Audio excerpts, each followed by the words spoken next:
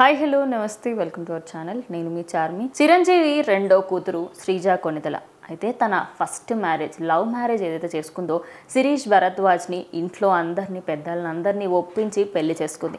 అయితే 2007లో పెళ్లి చేసుకున్న ఆవిడ 2014 కూడా విడాకుడు తీసుకుంది. అయితే దాని తర్వాత తాను మరో పెళ్లి చేసుకునే ప్రయత్నం చేసింది, తాను సఫలమైంది కూడా. అయితే 2019లో శిరీష్ భరద్వాజ్ ఇంకో పెళ్లి చేసుకోవడం జరిగింది. అయితే అప్పటి నుంచి ఇప్పటి వరకు ఆయనకు సంబంధించి ఎక్కువగా వార్తలు అయితే బయటకు రాలేదు.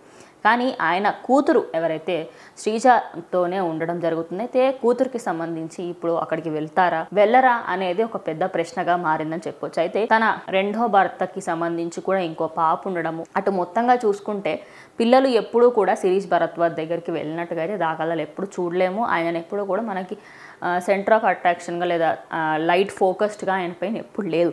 అయితే ఇప్పుడు మొత్తం చర్చ అంతా మరి ఇప్పుడు శ్రీజ కొనిదెల అక్కడికి వెళ్తుందా లేదా, మ్యాక్సిమం వెళ్ళదు అని చెప్పేసి అయితే వార్తలు వినిపిస్తున్నాయి. కానీ కన్న కూతురు ఉంది, అంటే శిరీష్ భరద్వాజ్కి సంబంధించి ఆయనకి శ్రీజకి పుట్టిన కూతురు ఇంకొక పాప ఉండడం వల్ల ఆ పాప కోసమైనా ఇప్పుడు అక్కడికి వెళ్తారా లేదా అని చెప్పేసి అయితే వార్తలు వినిపిస్తున్నాయి.